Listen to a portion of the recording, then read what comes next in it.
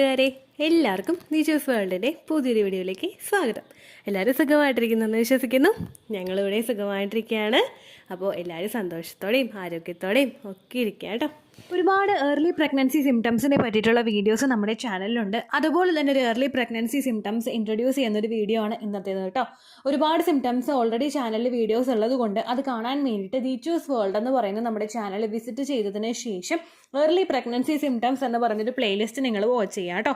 ഇതുപോലുള്ള പ്രഗ്നൻസി ലക്ഷണങ്ങളെ പറ്റിയിട്ട് വീഡിയോസ് ചെയ്യുന്നത് നിങ്ങൾക്കൊരു അവയർനെസ്സിന് വേണ്ടിയിട്ടാണ്. കാരണം ഒരുപാട് ആളുകൾ PCOD ഉണ്ടാവുന്നവരും അതുപോലെ PMS ഉണ്ടാവുന്ന ആളുകളും പ്രഗ്നൻസി ലക്ഷണങ്ങളെ PMSുമായിട്ട് കൺസിഡർ ചെയ്യുന്നുണ്ട്.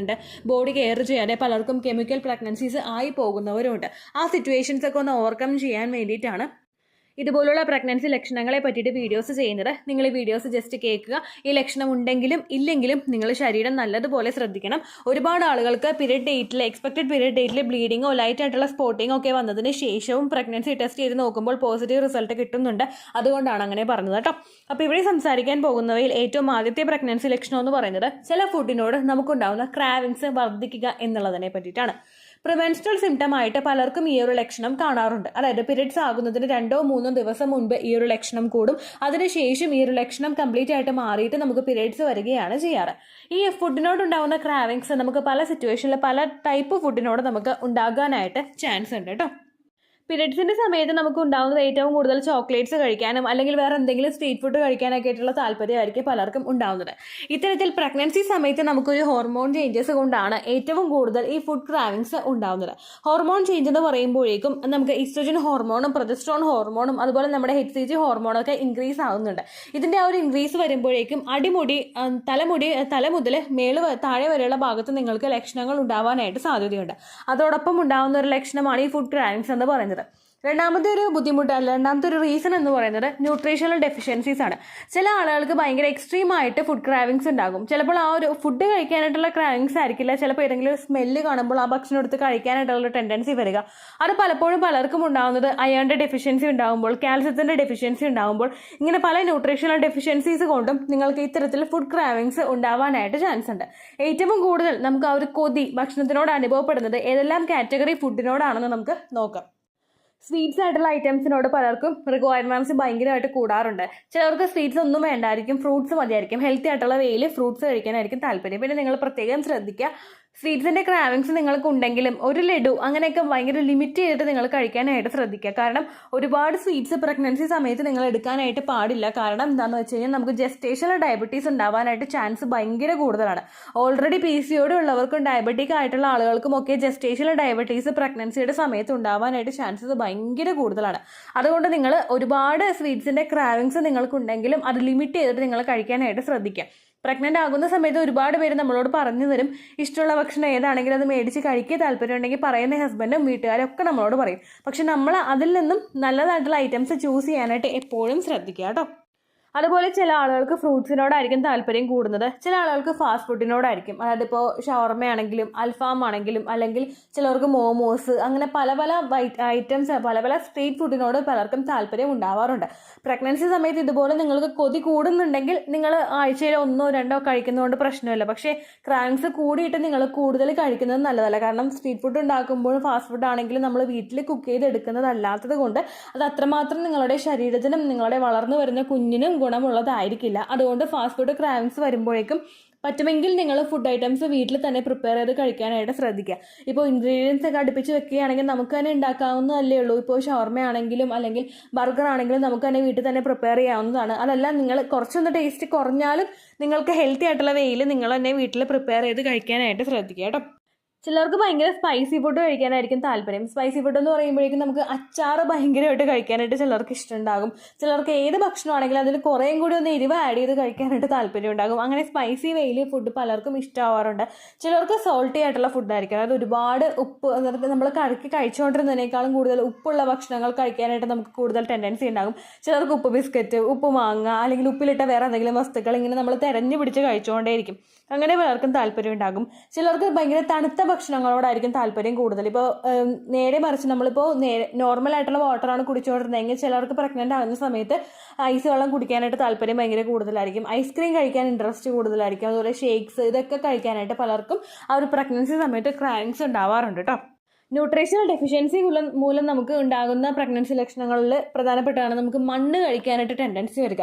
ഒരുപാട് ആളുകൾ പറഞ്ഞിട്ടുള്ളതാണ്, നമ്മുടെ ചാനലിൽ പറഞ്ഞിട്ടുണ്ട്, പച്ചമണ്ണ് കഴിക്കാനായിട്ട് തോന്നുന്നു ചേച്ചി, അല്ലെങ്കിൽ സോപ്പ്, നമുക്ക് ചില ഫ്രാഗ്രൻസ് ഉള്ള സോപ്പ് കാണുമ്പോഴേക്കും അതൊന്ന് ജസ്റ്റ് ഒന്ന് കടിച്ചു നോക്കാൻ വേണ്ടിയിട്ടുള്ള രീതിക്ക് നമുക്കൊരു കൊതി വരിക, ഒരു താല്പര്യം ഉണ്ടാവുക, അങ്ങനെ ഉണ്ടാകും. ചിലർക്ക് പേപ്പർ കഴിക്കാനായിട്ട് തോന്നും, ന്യൂസ് പേപ്പർ കാണുമ്പോൾ, അല്ലെങ്കിൽ നല്ലൊരു ഫ്രഷ് ആയിട്ടുള്ള പേപ്പർ, ബുക്കിൻ്റെ ഒരു നല്ലൊരു മണമുള്ള പുതിയ ബുക്കിനൊക്കെ ഒരു മണമുള്ള ഒരു പേപ്പർ ഉണ്ടാവില്ല, ആ പേപ്പർ കാണുമ്പോഴേക്കും കടിച്ച് കഴിക്കാനായിട്ടൊക്കെ തോന്നുക. ഇങ്ങനെയൊക്കെ വളരെ ഡിഫറെൻ്റ് ആയിട്ട് ക്രൈംസ് പലർക്കും ഉണ്ടാവാനായിട്ട് ചാൻസ് ഉണ്ട്. ഇപ്പോൾ പ്രഗ്നൻ്റ് ആണ് നിങ്ങൾക്ക് മണ്ണ് കഴിക്കാനായിട്ട് അല്ലെങ്കിൽ വെറുതെ കുറേ ഉപ്പ് വാരി തിന്നാനായിട്ട് താല്പര്യമുള്ളവരുണ്ടാകും. എന്നോടൊരു റിലേറ്റീവ് പറഞ്ഞിട്ടുണ്ട്, പ്രഗ്നൻസി സമയത്ത് ഉപ്പ് കഴിക്കാനായിട്ട് വീട്ടിൽ ആരും കാണാതെ കൊതി കൂടിയിട്ട് വെറുതെ ഉപ്പ് മാത്രം വാരി കഴിച്ചിട്ടുണ്ടെന്ന് പറഞ്ഞവരുണ്ട് കേട്ടോ.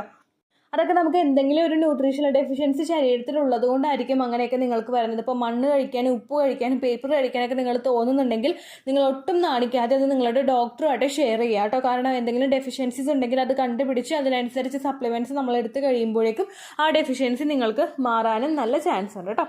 അടുത്തൊരു ബുദ്ധിമുട്ടെന്ന് പറയുന്നത് സ്ട്രെസ്സ് കൂടുക എന്നുള്ളതാണ്. സ്ട്രെസ്സ് കൂടുന്നത് പ്രഗ്നൻസി ലക്ഷണമാണോ എന്ന് ചോദിച്ചു കഴിഞ്ഞാൽ തീർച്ചയായിട്ടും പ്രഗ്നൻ്റ് ആകുന്ന പല സ്ത്രീകൾക്കും സ്ട്രെസ്സ് ഭയങ്കരമായിട്ട് കൂടാറുണ്ട്. എൻ്റെ ഫസ്റ്റ് പ്രഗ്നൻസിയിൽ ഞാൻ കടന്നുപോയ ഏറ്റവും വേഴ്സായിട്ടുള്ളൊരു സിറ്റുവേഷൻ ആയിരുന്നു അത്. ഞാൻ വെറുതെ ഇരുന്ന് കരഞ്ഞുകൊണ്ടിരുന്നു. എനിക്ക് ഭാവി എൻ്റെ എന്താകുമെന്നൊക്കെ ആലോചിച്ച് ഞാൻ ഭയങ്കരമായിട്ടും ടെൻഷൻ ആയിക്കൊണ്ടിരുന്നിട്ടുണ്ടായിരുന്നു ആ സമയത്ത്. അത് എന്തിനായിരുന്നു എന്ന് ചോദിച്ചു കഴിഞ്ഞാൽ എനിക്കറിയില്ല. ഞാൻ വെറുതെ ഇങ്ങനെ ഇരുന്ന് കരഞ്ഞുകൊണ്ടിരിക്കുക, ഭയങ്കര അസ്വസ്ഥതയും ഭയങ്കര ബുദ്ധിമുട്ടും ഒക്കെ ആയിരുന്നു എനിക്ക് ആ സമയത്ത്. പലരൊക്കെ ഇപ്പോൾ എല്ലാവരും ജോലിക്ക് പോയി കഴിയുമ്പോൾ നിങ്ങൾ വീട്ടിൽ ഒറ്റപ്പെടുമ്പോൾ നമ്മൾ പോലും അറിയാതെ നമ്മൾ ഒരുപാട് കരഞ്ഞുകൊണ്ടിരിക്കുക. പ്രഗ്നൻസിയിൽ ഒരുപാട് ആളുകൾ കടന്നു പോകുന്ന ഒരു സ്റ്റേജാണ് ആ സ്ട്രെസ് എന്ന് പറയുന്നത്. ഒരുപാട് ആളുകൾക്ക് പ്രഗ്നൻസി ആകുന്നതിന് മുൻപ് തന്നെ ചിലപ്പോൾ ശരീരത്തിൽ അതായത് പ്രഗ്നൻസി ആണെന്ന് നമ്മൾ തിരിച്ചറിയുന്നത് മുൻപ് തന്നെ ഒരുപാട് അസ്വസ്ഥതകൾ ശരീരത്തിൽ ഉണ്ടാവാനായിട്ട് ചാൻസ് ഉണ്ട്. ഗ്യാസ് ഭയങ്കരമായിട്ട് തിങ്ങുക, അല്ലെങ്കിൽ ഭയങ്കരമായിട്ട് ലൂസ് മോഷൻ ഉണ്ടാവുക, നമ്മുടെ ശരീരം ഭയങ്കര വീക്കായി പോവുക, അങ്ങനെയൊക്കെ വരുമ്പോഴേക്കും നമുക്കൊരു കാര്യം ചെയ്യാനായിട്ട് തോന്നില്ല. അങ്ങനെ ഒരുപാട് ദിവസം അത് കണ്ടിന്യൂസ് ആയിട്ട് പോയിക്കൊണ്ടിരുന്നു കഴിഞ്ഞാൽ നമുക്ക് നമ്മളോട് തന്നെ ഒരു മടുപ്പ് തോന്നി തുടങ്ങും. നമുക്ക് ഭയങ്കര സ്ട്രെസ്സ് ശരീരത്തിൽ ഉണ്ടാവാനായിട്ട് ഫോം ചെയ്യാനായിട്ട് തുടങ്ങും. അതുപോലെ തന്നെ പ്രഗ്നൻ്റ് ആകുമ്പോഴുണ്ടാകുന്ന ഡിസ്കംഫർട്ട്, നമുക്ക് മര്യാദക്ക് ചരിഞ്ഞെടുക്കാനായിട്ട് പറ്റില്ല. മര്യാദക്ക് ഇപ്പോൾ കമിഴ്ന്ന് കിടക്കാൻ താല്പര്യമുള്ളവരുണ്ട്, അവർക്ക് കമിഴ്ന്ന് നടക്കാൻ പറ്റില്ല. അതുപോലെ നമുക്ക് ഭയങ്കരമായിട്ട് മോർണിംഗ് സിക്നസ് ഉണ്ടാകും. അതിനോടൊപ്പം തന്നെ നമുക്ക് ഹോർമോൺ ചേഞ്ചസും ഉണ്ടാകും. ഈ ഹോർമോൺ ചേഞ്ചസ്, ഈ 3 ഹോർമോണും ശരീരത്തിൽ കൂടുമ്പോഴേക്കും പലർക്കും ഉണ്ടാകുന്ന ഒരു ബുദ്ധിമുട്ടാണ് ആ സ്ട്രെസ് എന്ന് പറയുന്നത്.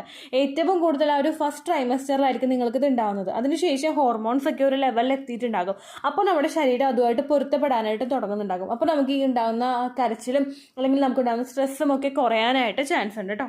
അങ്ങനെയൊക്കെ നിങ്ങൾക്ക് ഒരു അസ്വസ്ഥതകളൊക്കെ ശരീരത്തിൽ ഉണ്ടാകുന്നുണ്ടെങ്കിൽ, അല്ലെങ്കിൽ നിങ്ങൾക്കൊരു ഡിസ്കംഫർട്ട് ഫീൽ ചെയ്യുന്നുണ്ടെങ്കിൽ, നിങ്ങൾ ഓപ്പണായിട്ട് ആരോടെങ്കിലും സംസാരിക്കാനായിട്ട് ട്രൈ ചെയ്യുക. ഈവൻ നിങ്ങളുടെ ഹസ്ബൻഡിനോടാണെങ്കിലും ഓപ്പണായിട്ട് പറയുക, നിങ്ങൾക്ക് സ്ട്രെസ്സ് വരുന്നുണ്ട് അല്ലെങ്കിൽ എനിക്ക് മൂഡ് സ്വിങ്സ് ഒരുപാട് ഉണ്ടാകുന്നുണ്ട് എന്നുള്ള കാര്യം ഓപ്പണായിട്ട് നിങ്ങൾ സംസാരിക്കുക. അതുപോലെ തന്നെ ആ സ്ട്രെസ്സ് വരുന്ന സമയത്ത്, ഇപ്പോൾ എനിക്ക് ഒരുപാട് സ്ട്രെസ്സ് വന്നപ്പോഴേക്കും ഞാൻ കൂടുതൽ പാട്ട് കേൾക്കാനായിട്ട് തുടങ്ങി. എനിക്കിഷ്ടമുള്ള പാട്ടുകൾ ഞാൻ കേട്ടിട്ട് പയ്യെ ഇങ്ങനെ മൂവ്മെൻറ്റ് ഞാൻ തന്നെ നടത്തി. എനിക്കിഷ്ടമാണ് ഡാൻസ് ചെയ്യാൻ. അപ്പോൾ ഇങ്ങനെ ഓരോന്നൊക്കെ ആലോചിച്ച് ഇങ്ങനെ ഡാൻസ് കളിക്കാനായിട്ട് തുടങ്ങി. നമുക്ക് ഗർഭിണിയായിരിക്കുന്ന സമയത്ത് ഒരുപാട് മൂവ്മെന്റ് ചെയ്ത് ഡാൻസ് ഒന്നും കളിക്കാൻ പറ്റില്ല. പക്ഷെ നമുക്ക് കളിക്കണമെന്ന് തോന്നുന്ന പാട്ടുകൾ ഉണ്ടാവുമല്ലോ, നമ്മൾ കേട്ട് കഴിഞ്ഞാൽ ഒന്ന് ചോട് വെക്കാനായിട്ട് നമുക്ക് തോന്നുന്ന തരത്തിലുള്ള പാട്ടുകളൊക്കെ നമ്മൾ കേൾക്കാനായിട്ട് തുടങ്ങുക. അല്ലെങ്കിൽ പെയിന്റിങ് ഇഷ്ടമുള്ളവർ അങ്ങനെയുള്ള രീതിക്ക് മൈൻഡ് ഡൈവേർട്ട് ചെയ്ത് കൊടുക്കുക. കാരണം ഓൾറെഡി ഹോർമോൺസിൻ്റെയൊക്കെ സ്ട്രെസ് നമുക്കുണ്ടാവും. അതിനോടൊപ്പം തന്നെ നമ്മൾ ഇത്തരത്തിലുള്ള നമ്മളും കൂടി ആലോചിച്ച് ഒരുപാട് സ്ട്രെസ് ആക്കി കഴിഞ്ഞാൽ അത് നമ്മുടെ കുഞ്ഞിനൊട്ടും നല്ലതല്ല. സ്ട്രെസ് ശരീരത്തിൽ കൂടുന്നതിനനുസരിച്ചിട്ട് കുഞ്ഞിലോട്ടുള്ള ആ ഒരു രക്തയോട്ടം, അതുപോലെ കുഞ്ഞിലോട്ടുള്ള ന്യൂട്രീഷൻ സപ്ലൈ ഒക്കെ കുറച്ചൊന്ന് കുറയാനായിട്ട് ചാൻസ് ഉണ്ട്. അതിലൊരു സിറ്റുവേഷൻ നമ്മൾ വഴി ഒടുക്കരുത്. മാക്സിമം നമ്മൾ കൂളായിട്ടിരിക്കാനായിട്ട് ശ്രദ്ധിക്കുക കേട്ടോ. ഇത് രണ്ടുമാണ് നിങ്ങൾ ഏറ്റവും കൂടുതൽ മനസ്സിലാക്കേണ്ടതും തിരിച്ചറിയേണ്ടതായിട്ടുള്ള 2 പ്രഗ്നൻസി ലക്ഷണങ്ങൾ. ഇതുണ്ടെങ്കിലും ഇല്ലെങ്കിലും നിങ്ങൾ ശരീരം നല്ലതുപോലെ ശ്രദ്ധിക്കുക. എക്സ്പെക്റ്റഡ് പീരിയഡ് ഡേറ്റിൽ ബ്ലീഡിങ് വരുന്നുണ്ടോ എന്ന് നോക്കുക.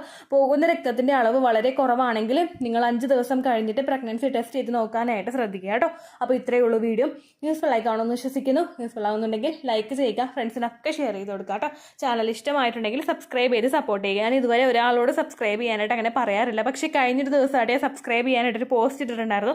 കാരണം എന്താണെന്ന് വെച്ച് കഴിഞ്ഞാൽ നമ്മുടെ ചാനലിൽ മെജോറിറ്റിനേക്കാളും കൂടുതൽ ആളുകൾ സബ്സ്ക്രൈബ് ചെയ്യാതെയാണ് ചാനൽ കാണുന്നത്. ഇപ്പോൾ ഏകദേശം എനിക്കൊരു 74,000 സബ്സ്ക്രൈബേഴ്സ് ഉണ്ട്. അപ്പോൾ എൻ്റെ ഏറ്റവും വലിയൊരു ഡ്രീമാണ് 100K ആവുക, ആ സിൽവർ പ്ലേ ബട്ടൺ കയ്യിൽ പിടിക്കുക എന്നുള്ളത് എൻ്റെ ഏറ്റവും വലിയൊരു ആഗ്രഹമാണ്. അതെനിക്ക് അച്ചീവ് ചെയ്യണമെങ്കിൽ നിങ്ങളുടെയും കൂടി സപ്പോർട്ട് ഉണ്ടാവണം. മാക്സിമം എന്നെ സബ്സ്ക്രൈബ് ചെയ്യാനായിട്ട് താല്പര്യം ഉണ്ടെങ്കിൽ നിങ്ങൾ സബ്സ്ക്രൈബ് ചെയ്ത് സപ്പോർട്ട് ചെയ്യാം കേട്ടോ. അതുപോലെ ഓവുലേഷൻ ഡേറ്റ് കാൽക്കുലേറ്റ് ചെയ്ത് തരാനായിട്ട് റിക്വസ്റ്റ് ചെയ്യുന്ന ആളുകൾ എത്രയാണോ സൈക്കിൾ ലെങ്ത് അത് മെൻഷൻ ചെയ്യാനായിട്ട് ശ്രദ്ധിക്കുക. സൈക്കിൾ ലെങ്ത് എന്നതുകൊണ്ട് ഉദ്ദേശിച്ചത് ഓരോ മാസവും എത്ര ദിവസം കൂടുമ്പോഴാണോ ബ്ലീഡിങ് വരുന്നത് അതിനെയാണ് സൈക്കിൾ ലെങ്ത് എന്നതുകൊണ്ട് ഉദ്ദേശിക്കുന്നത് കേട്ടോ. കഴിഞ്ഞ മാസം നിങ്ങൾക്കൊരു 5-ാം തീയതിയാണ് ബ്ലീഡിങ് വന്നതെങ്കിൽ ഈ മാസം 8-ാം തീയതിയാണ് ബ്ലീഡിങ് ആയതെങ്കിൽ 5-ാം തീയതി മുതൽ 8-ാം തീയതി വരെ എത്ര ദിവസമുണ്ടോ അത് കാലണ്ടറിൽ എണ്ണി പറയുന്നതാണ് സൈക്കിൾ ലെങ്ത് കേട്ടോ. സൈക്കിൾ ലെങ്ത് കണ്ടുപിടിക്കുമ്പോൾ പ്രത്യേകം ശ്രദ്ധിക്കുക. ബ്ലീഡിംഗ് തുടങ്ങിയ ദിവസത്തിന് വേണം നിങ്ങൾ ഡേ 1 ആയിട്ട് എടുക്കാൻ വേണ്ടിയിട്ട്. സ്പോട്ടിംഗ് തുടങ്ങിയ ദിവസത്തെ നിങ്ങൾ കൺസിഡർ ചെയ്യേണ്ട ആവശ്യമില്ല കേട്ടോ. അപ്പോൾ ഇത്രയേ ഉള്ളൂ വീഡിയോ. അടുത്തൊരു വീഡിയോ ആയിട്ട് നമുക്ക് വീണ്ടും കാണാം. ബൈ.